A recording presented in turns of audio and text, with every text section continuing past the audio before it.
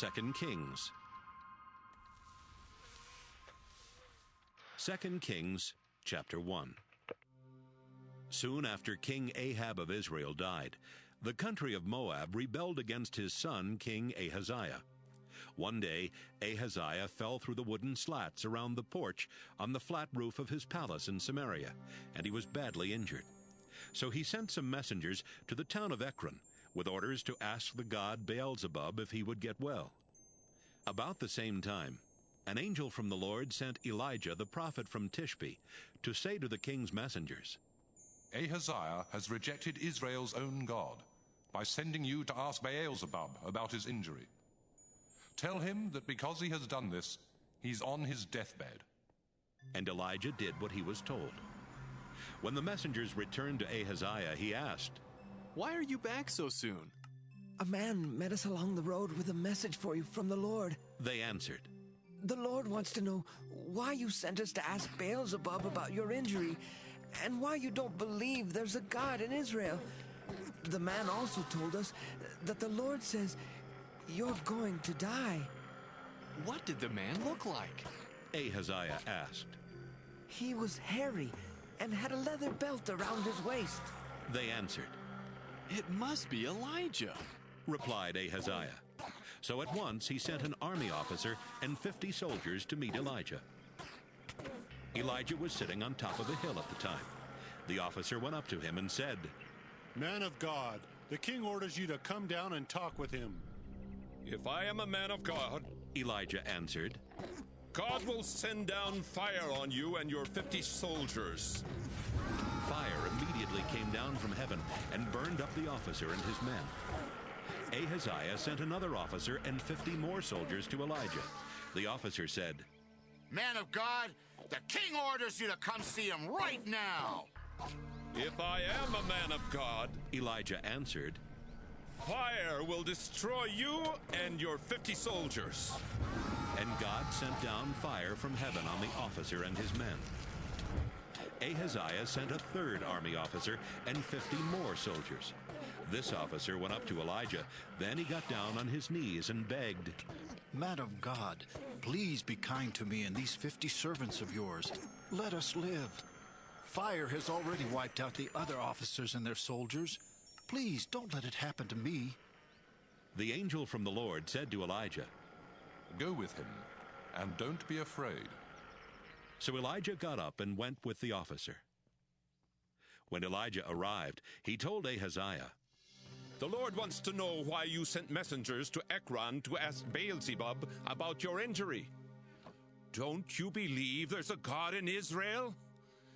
Ahaziah, because you did that, the Lord says you will die." Ahaziah died just as the Lord had said. But since Ahaziah had no sons, Joram his brother then became king. This happened in the 2nd year that Jehoram, son of Jehoshaphat, was king of Judah. Everything else Ahaziah did while he was king is written in the history of the kings of Israel. 2 Kings, chapter 2. Not long before the Lord took Elijah up into heaven in a strong wind, Elijah and Elisha were leaving Gilgal. Elijah said to Elisha, "The Lord wants me to go to Bethel, but you must stay here." Elisha replied, "I swear by the living Lord and by your own life that I will stay with you no matter what." And he went with Elijah to Bethel. A group of prophets who lived there asked Elisha, "Do you know that today the Lord is going to take away your master?" "Yes, I do," Elisha answered. "But don't remind me of it." Elijah then said, "Elisha, now the Lord wants me to go to Jericho, but you must stay here." Elisha replied, "I swear by the living Lord and by your own life that I will stay with you no matter what." And he went with Elijah to Jericho. A group of prophets who lived there asked Elisha, "Do you know that today the Lord is going to take away your master?" "Yes, I do," Elisha answered. "But don't remind me of it."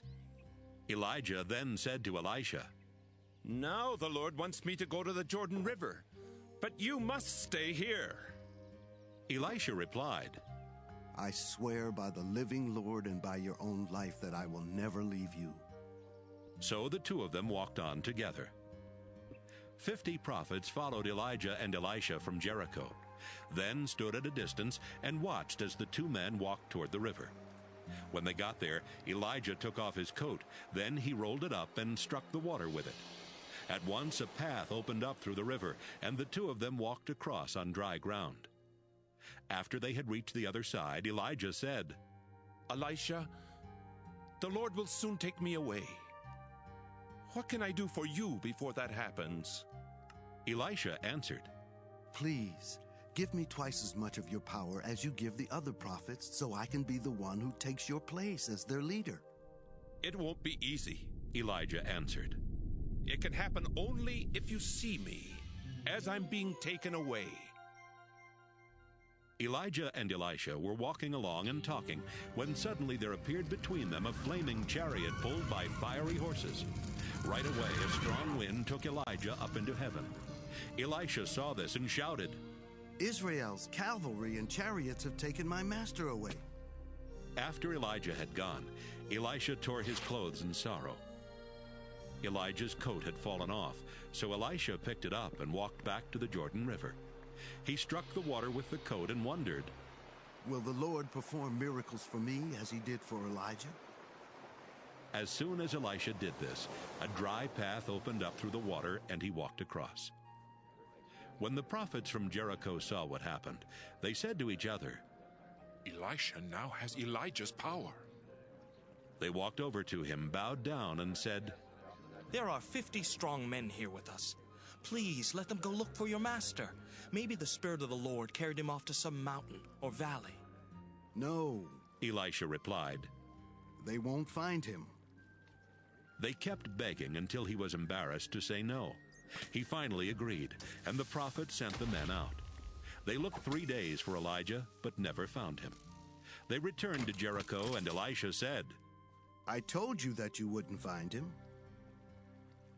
One day the people of Jericho said, "Elisha, you can see that our city is in a good spot, but the water from our spring is so bad that it even keeps our crops from growing." He replied, "Put some salt in a new bowl and bring it to me." They brought him the bowl of salt, and he carried it to the spring. He threw the salt into the water and said, "The Lord has made this water pure again. From now on you'll be able to grow crops, and no one will starve." The water has been fine ever since, just as Elisha said. Elisha left and headed toward Bethel. Along the way, some boys started making fun of him by shouting, "Go away, Baldy! Get out of here!" Elisha turned around and stared at the boys. Then he cursed them in the name of the Lord. Right away, 2 bears ran out of the woods and ripped to pieces 42 of the boys. Elisha went up to Mount Carmel, then returned to Samaria. 2 Kings, chapter 3. Joram, son of Ahab, became king of Israel in Jehoshaphat's 18th year as king of Judah. Joram ruled 12 years from Samaria and disobeyed the Lord by doing wrong. He tore down the stone image his father had made to honor Baal, and so he wasn't as sinful as his parents. But he kept doing the sinful things that Jeroboam, son of Nebat, had led Israel to do. For many years, the country of Moab had been controlled by Israel and was forced to pay taxes to the kings of Israel. King Mesha of Moab raised sheep, so he paid the king of Israel 100,000 lambs and the wool from 100,000 rams. But soon after the death of Ahab, Mesha rebelled against Israel. One day, Joram left Samaria and called together Israel's army. He sent this message to King Jehoshaphat of Judah. "The king of Moab has rebelled. Will you go with me to attack him?" "Yes, I will," Jehoshaphat answered. "I am on your side, and my soldiers and horses are at your command. But which way should we go?" "We will march through Edom Desert," Joram replied. So Joram, Jehoshaphat, and the king of Edom led their troops out. But 7 days later there was no drinking water left for them or their animals. Joram cried out, "This is terrible. The Lord must have led us out here to be captured by Moab's army." Jehoshaphat said, Which of the Lord's prophets is with us? We can find out from him what the Lord wants us to do. One of Joram's officers answered, Elisha son of Shaphat is here. He was one of Elijah's closest followers. Jehoshaphat replied, He can give us the Lord's message. The three kings went over to Elisha, and he asked Joram, Why did you come to me? Go talk to the prophets of the foreign gods your parents worshipped. No, Joram answered. It was the Lord who led us out here so that Moab's army could capture us. Elisha said to him, I serve the Lord all-powerful, and as surely as he lives, I swear I wouldn't even look at you if I didn't respect King Jehoshaphat. Then Elisha said, Send for someone who can play the harp. The harpist began playing, and the Lord gave Elisha this message for Joram. The Lord says that this dry riverbed will be filled with water. You won't feel any wind or see any rain, but there will be plenty of water for you and your animals. That simple thing isn't all the Lord is going to do. He will also help you defeat Moab's army. You will capture all their walled cities and important towns. You will chop down every good tree and stop up every spring of water, then ruin their fertile fields by covering them with rocks. The next morning, while the sacrifice was being offered, water suddenly started flowing from the direction of Edom, and it flooded the land. Meanwhile, the people of Moab had heard that the three kings were coming to attack them. They had called together all of their fighting men, from the youngest to the oldest, and these troops were now standing at their border ready for battle. When they got up that morning, the sun was shining across the water, making it look red. The Moabite troops took one look and shouted, Look at that blood! The armies of those kings must have fought and killed each other. Come on, let's go take what's left in their camp. But when they arrived at Israel's camp, the Israelite soldiers came out and attacked them until they turned and ran away. Israel's army chased them all the way back to Moab, and even there they kept up the attack. The Israelites destroyed the Moabite towns. They chopped down the good trees and stopped up the springs of water, then covered the fertile fields with rocks. Finally, the only city left standing was Kir-Hareseth. But soldiers armed with slings surrounded and attacked it. King Mesha of Moab saw that he was about to be defeated. So he took along 700 soldiers with swords and tried to break through the front line where the Edomite troops were positioned. But he failed. He then grabbed his oldest son, who was to be the next king, and sacrificed him as an offering on the city wall. The Israelite troops were so horrified that they left the city and went back home. 2 Kings, chapter 4. One day the widow of one of the Lord's prophets said to Elisha, You know that before my husband died, he was a follower of yours and a worshipper of the Lord. But he owed a man some money, and now that man is on his way to take my 2 sons as his slaves. Maybe there's something I can do to help. Elisha said, What do you have in your house? Sir, I have nothing but a small bottle of olive oil. Elisha told her, Ask your neighbors for their empty jars, and after you've borrowed as many as you can, go home and shut the door behind you and your sons. Then begin filling the jars with oil, and set each one aside as you fill it. The woman left. Later, when she and her sons were back inside their house, the 2 sons brought her the jars, and she began filling them. At last she said to one of her sons, Bring me another jar. We don't have any more. He answered, and the oil stopped flowing from the small bottle. After she told Elisha what had happened, he said, Sell the oil, and use part of the money to pay what you owe the man. You and your sons can live on what is left. Once, while Elisha was in the town of Shunem, he met a rich woman who invited him to her home for dinner. After that, whenever he was in Shunem, he would have a meal there with her and her husband.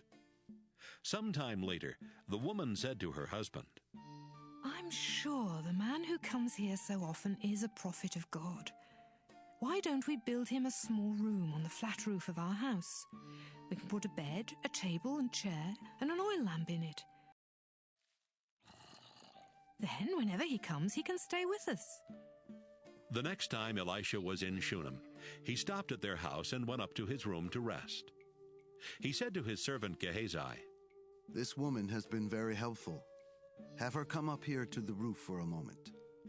She came, and Elisha told Gehazi to say to her, "You've gone to a lot of trouble for us, and we want to help you. Is there something we can request the king or army commander to do?" The woman answered, With my relatives nearby, I have everything I need. "Then what can we do for her?" Elisha asked Gehazi. Gehazi replied, "I do know that her husband is old and that she doesn't have a son." "Ask her to come here again," Elisha told his servant. He called for her, and she came and stood in the doorway of Elisha's room. Elisha said to her, "Next year at this time, you'll be holding your own baby son in your arms." You're a man of God. The woman replied. Please, don't lie to me. But a few months later, the woman got pregnant. She gave birth to a son, just as Elisha had promised. One day, while the boy was still young, he was out in the fields with his father, where the workers were harvesting the crops. Suddenly he shouted, "My head hurts! It hurts a lot!" "Carry him back to his mother," the father said to his servant. The servant picked up the boy and carried him to his mother. The boy lay on her lap all morning, and by noon he was dead. She carried him upstairs to Elisha's room and laid him across the bed. Then she walked out and shut the door behind her. The woman called to her husband. I need to see the prophet. Let me use one of the donkeys. Send a servant along with me and let me leave now so I can get back quickly. "Why do you need to see him today?" Her husband asked. "It's not the Sabbath or time for the new moon festival." That's all right, she answered. She saddled the donkey and said to her servant, Let's go, and don't slow down unless I tell you to. She left at once for Mount Carmel to talk with Elisha. When Elisha saw her coming, he said, "Gehazi, look, it's the woman from Shunem. Run and meet her, and ask her if everything is all right with her and her family." Everything is fine, she answered Gehazi. But as soon as she got to the top of the mountain, she went over and grabbed Elisha by the feet. Gehazi started toward her to push her away when Elisha said, "Leave her alone. Don't you see how sad she is? But the Lord hasn't told me why." The woman said, Sir, I begged you not to get my hopes up, and I didn't even ask you for a son.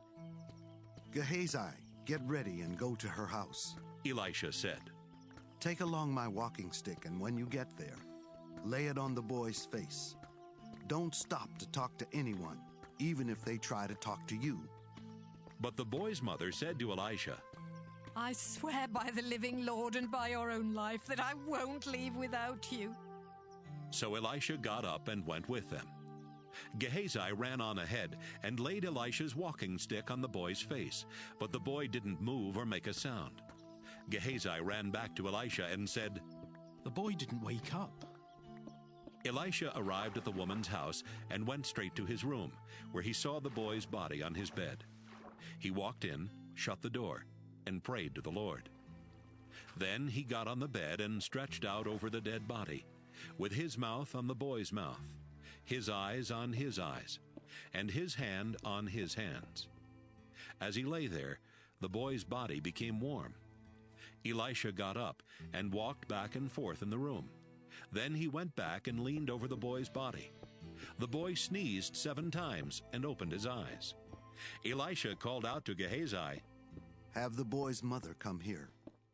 Gehazi did, and when she was at the door, Elisha said, "You can take your son." She came in and bowed down at Elisha's feet. Then she picked up her son and left. Later, Elisha went back to Gilgal, where there was almost nothing to eat because the crops had failed. One day, while the prophets who lived there were meeting with Elisha, he said to his servant, "Fix a big pot of stew for these prophets." One of them went out into the woods to gather some herbs. He found a wild vine and picked as much of its fruit as he could carry, but he didn't know that the fruit was very sour. When he got back, he cut up the fruit and put it in the stew. The stew was served, and when the prophets started eating it, they shouted, "Elisha, this stew tastes terrible. We can't eat it." "Bring me some flour," Elisha said. He sprinkled the flour in the stew and said, "Now serve it to them." And the stew tasted fine.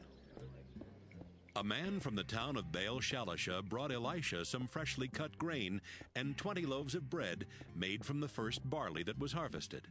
Elisha said, "Give it to the people so they can eat." "There's not enough here for 100 people," his servant said. "Just give it to them," Elisha replied. "The Lord has promised there will be more than enough." So the servant served the bread and grain to the people. They ate and still had some left over, just as the Lord had promised. 2 Kings, chapter 5. Naaman was the commander of the Syrian army. The Lord had helped him and his troops defeat their enemies, so the king of Syria respected Naaman very much. Naaman was a brave soldier, but he had leprosy. One day, while the Syrian troops were raiding Israel, they captured a girl, and she became a servant of Naaman's wife. Sometime later, the girl said, "If your husband Naaman would go to the prophet in Samaria, he would be cured of his leprosy." When Naaman told the king what the girl had said, the king replied, "Go ahead. I will give you a letter to take to the king of Israel." Naaman left and took along 750 pounds of silver, 150 pounds of gold, and 10 new outfits. He also carried the letter to the king of Israel. It said, "I am sending my servant Naaman to you. Would you cure him of his leprosy?" When the king of Israel read the letter, he tore his clothes in fear and shouted, "That Syrian king believes I can cure this man of leprosy. Does he think I'm God with power over life and death? He must be trying to pick a fight with me." As soon as Elisha the prophet heard what had happened, he sent the Israelite king this message, "Why are you so afraid? Send the man to me, so that he will know there is a prophet in Israel." Naaman left with his horses and chariots and stopped at the door of Elisha's house. Elisha sent someone outside to say to him, "Go wash 7 times in the Jordan River. Then you will be completely cured." But Naaman stormed off, grumbling, "Why couldn't he come out and talk to me? I thought for sure he would stand in front of me and pray to the Lord his God, then wave his hand over my skin and cure me. What about the Abana River or the Pharpar River? Those rivers in Damascus are just as good as any river in Israel. I could have washed in them and been cured." His servants went over to him and said, "Sir, if the prophet had told you to do something difficult, you would have done it. So why don't you do what he said? Go wash and be cured." Naaman walked down to the Jordan. He waded out into the water and stooped down in it 7 times, just as Elisha had told him. Right away he was cured, and his skin became as smooth as a child's. Naaman and his officials went back to Elisha. Naaman stood in front of him and announced, "Now I know that the God of Israel is the only God in the whole world. Sir, would you please accept a gift from me?" "I am a servant of the living Lord," Elisha answered, "and I swear that I will not take anything from you." Naaman kept begging, but Elisha kept refusing. Finally, Naaman said, "If you won't accept a gift, then please let me take home as much soil as 2 mules can pull in a wagon. Sir, from now on I will offer sacrifices only to the Lord. But I pray that the Lord will forgive me when I go into the temple of the god Rimmon and bow down there with the king of Syria." "Go on home, and don't worry about that," Elisha replied. Then Naaman left. After Naaman had gone only a short distance, Gehazi said to himself, "Elisha let that Syrian off too easy. He should have taken Naaman's gift. I swear by the living Lord that I will talk to Naaman myself and get something from him." So he hurried after Naaman. When Naaman saw Gehazi running after him, he got out of his chariot to meet him. Naaman asked, "Is everything all right?" "Yes," Gehazi answered. But my master has sent me to tell you about 2 young prophets from the hills of Ephraim. They came asking for help, and now Elisha wants to know if you would give them about 75 pounds of silver and some new clothes." "Sure," Naaman replied. "But why don't you take twice that amount of silver?" He convinced Gehazi to take it all, then put the silver in 2 bags. He handed the bags and the clothes to his 2 servants, and they carried them for Gehazi. When they reached the hill where Gehazi lived, he took the bags from the servants and placed them in his house, then sent the men away. After they had gone, Gehazi went in and stood in front of Elisha, who asked, "Gehazi, where have you been?" "Nowhere, sir," Gehazi answered. Elisha asked, "Don't you know that my spirit was there when Naaman got out of his chariot to talk with you? Gehazi, you have no right to accept money or clothes, olive orchards, a vineyard, sheep or cattle or servants. Because of what you've done, Naaman's leprosy will now be on you and your descendants forever." Suddenly Gehazi's skin became white with leprosy, and he left. 2 Kings, chapter 6. One day the prophets said to Elisha, "The place where we meet with you is too small. Why don't we build a new meeting place near the Jordan River? Each of us could get some wood, then we could build it." "That's a good idea," Elisha replied. "Get started." "Aren't you going with us?" one of the prophets asked. "Yes, I'll go," Elisha answered, and he left with them. They went to the Jordan River and began chopping down trees. While one of the prophets was working, his axe head fell off and dropped into the water. "Oh!" he shouted. "Sir, I borrowed this axe." "Where did it fall in?" Elisha asked. The prophet pointed to the place, and Elisha cut a stick and threw it into the water at that spot. The axe head floated to the top of the water. "Now get it," Elisha told him, and the prophet reached in and grabbed it. Time after time, when the king of Syria was at war against the Israelites, he met with his officers and announced, "I've decided where we will set up camp." Each time, Elisha would send this warning to the king of Israel: "Don't go near there. That's where the Syrian troops have set up camp." So the king would warn the Israelite troops in that place to be on guard. The king of Syria was furious when he found out what was happening. He called in his officers and asked, "Which one of you has been telling the king of Israel our plans?" "None of us, your majesty," one of them answered. "It's an Israelite named Elisha. He's a prophet, so he can tell his king everything, even what you say in your own room." "Find out where he is," the king ordered. "I'll send soldiers to bring him here." They learned that Elisha was in the town of Dothan and reported it to the king. He ordered his best troops to go there with horses and chariots. They marched out during the night and surrounded the town. When Elisha's servant got up the next morning, he saw that Syrian troops had the town surrounded. "Sir, what are we going to do?" he asked. "Don't be afraid," Elisha answered. "There are more troops on our side than on theirs." Then he prayed, "Lord, please help him to see." And the Lord let the servant see that the hill was covered with fiery horses and flaming chariots all around Elisha. As the Syrian army came closer, Elisha prayed, "Lord, make these soldiers blind." And the Lord blinded them with a bright light. Elisha told the enemy troops, "You've taken the wrong road and are in the wrong town. Follow me. I'll lead you to the man you're looking for." Elisha led them straight to the capital city of Samaria. When all the soldiers were inside the city, Elisha prayed, "Lord, now let them see again."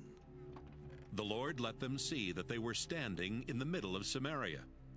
The king of Israel saw them and asked Elisha, "Should I kill them, sir?" "No," Elisha answered. "You didn't capture these troops in battle, so you have no right to kill them. Instead, give them something to eat and drink, and let them return to their leader." The king ordered a huge meal to be prepared for Syria's army, and when they finished eating, he let them go. For a while, the Syrian troops stopped invading Israel's territory.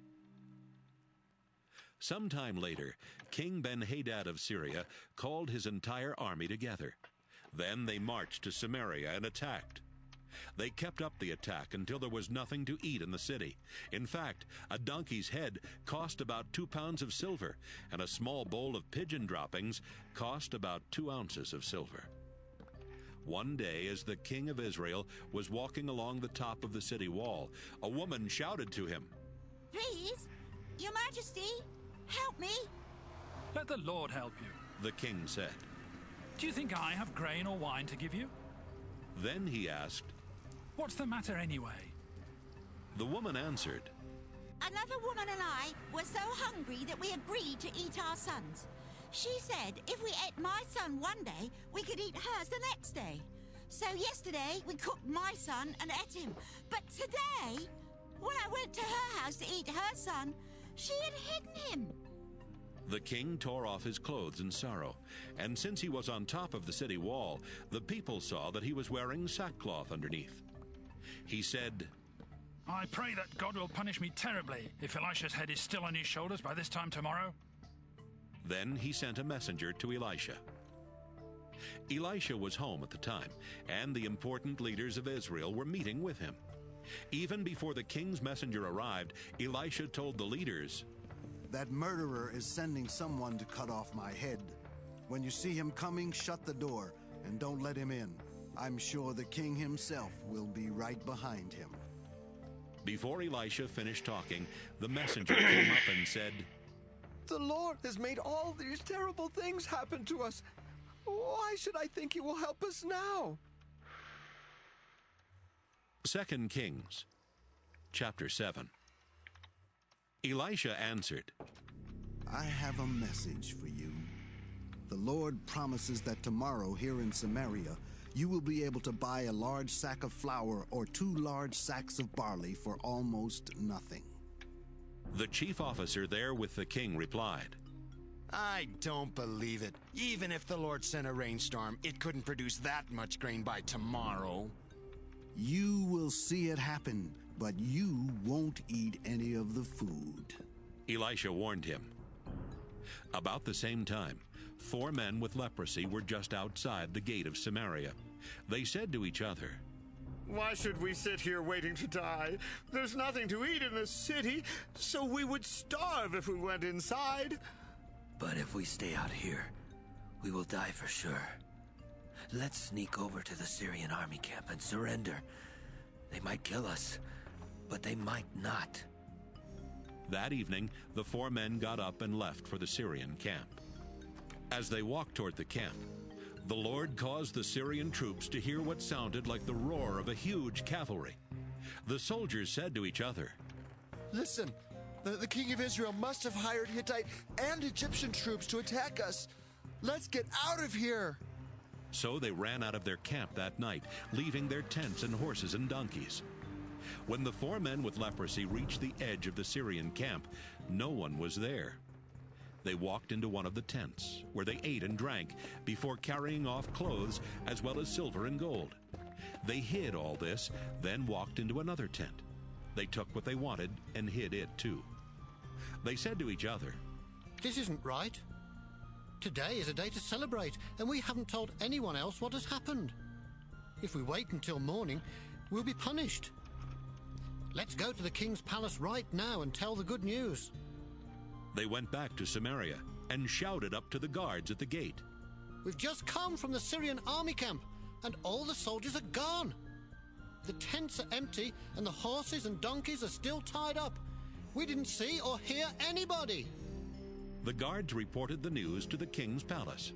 The king got out of bed and said to his officers, "I know what those Syrians are doing. They know we're starving, so they're hiding in the fields, hoping we will go out to look for food. When we do, they can capture us and take over our city." One of his officers replied, "We have a few horses left. Why don't we let some men take 5 of them and go down to the Syrian camp and see what's happening? We're going to die anyway, like those who have already died." They found 2 chariots, and the king commanded the men to find out what had happened to the Syrian troops. The men rode as far as the Jordan River. All along the way, they saw clothes and equipment that the Syrians had thrown away as they escaped. Then they went back to the king and told him what they had seen. At once, the people went to the Syrian camp and carried off what was left. They took so much that a large sack of flour and 2 large sacks of barley sold for almost nothing, just as the Lord had promised. The king of Israel had put his chief officer in charge of the gate, but he died when the people trampled him as they rushed out of the city. Earlier, when the king was at Elisha's house, Elisha had told him that flour or barley would sell for almost nothing. But the officer refused to believe that even the Lord could do that. So Elisha warned him that he would see it happen, but would not eat any of the food. And that's exactly what happened. The officer was trampled to death. 2 Kings, chapter 8. Elisha told the woman whose son he had brought back to life, "The Lord has warned that there will be no food here for 7 years. Take your family and go live somewhere else for a while." The woman did exactly what Elisha had said and went to live in Philistine territory. She and her family lived there 7 years. Then she returned to Israel and immediately begged the king to give back her house and property. Meanwhile, the king was asking Gehazi, the servant of Elisha, about the amazing things Elisha had been doing. While Gehazi was telling him that Elisha had brought a dead boy back to life, the woman and her son arrived. "Here's the boy, Your Majesty," Gehazi said. "And this is his mother." The king asked the woman to tell her story, and she told him everything that had happened. He then said to one of his officials, I want you to make sure that this woman gets back everything that belonged to her, including the money her crops have made since the day she left Israel. Sometime later, Elisha went to the capital city of Damascus to visit King Ben-Hadad of Syria, who was sick. And when Ben-Hadad was told he was there, he said to Hazael, Go meet with Elisha, the man of God, and have him ask the Lord if I will get well, and take along a gift for him. Hazael left with 40 camel loads of the best things made in Damascus as a gift for Elisha. He found the prophet and said, Your servant, King Ben-Hadad, wants to know if he will get well. Tell him he will, Elisha said to Hazael. But the Lord has already told me that Ben-Hadad will definitely die. Elisha stared at him until Hazael was embarrassed. Then Elisha began crying. Sir, why are you crying? Hazael asked. Elisha answered, Because I know the terrible things you will do to the people of Israel. You will burn down their walled cities and slaughter their young men. You will even crush the heads of their babies and rip open their pregnant women. How could I ever do anything like that? Hazael replied. I'm only a servant and don't have that kind of power. Hazael, the Lord has told me that you will be the next king of Syria. Hazael went back to Ben-Hadad and told him, Elisha said that you will get well. But the very next day, Hazael got a thick blanket. He soaked it in water and held it over Ben-Hadad's face until he died. Hazael then became king. Jehoram, son of Jehoshaphat, became king of Judah in Joram's 5th year as king of Israel, while Jehoshaphat was still king of Judah. Jehoram was 32 years old when he became king, and he ruled 8 years from Jerusalem. Jehoram disobeyed the Lord by doing wrong. He married Ahab's daughter and was as sinful as Ahab's family and the kings of Israel. But the Lord refused to destroy Judah because he had promised his servant David that someone from his family would always rule in Judah. While Jehoram was king, the people of Edom rebelled and chose their own king. So Jehoram and his cavalry marched to Zair, where the Edomite army surrounded him and his commanders. During the night, he attacked the Edomites, but he was defeated, and his troops escaped to their homes. Judah was never able to regain control of Edom. Even the town of Libnah rebelled at that time. Everything else Jehoram did while he was king is written in the history of the kings of Judah. Jehoram died and was buried beside his ancestors in Jerusalem. His son Ahaziah then became king. Ahaziah, son of Jehoram, became king of Judah in the 12th year of Joram's rule in Israel.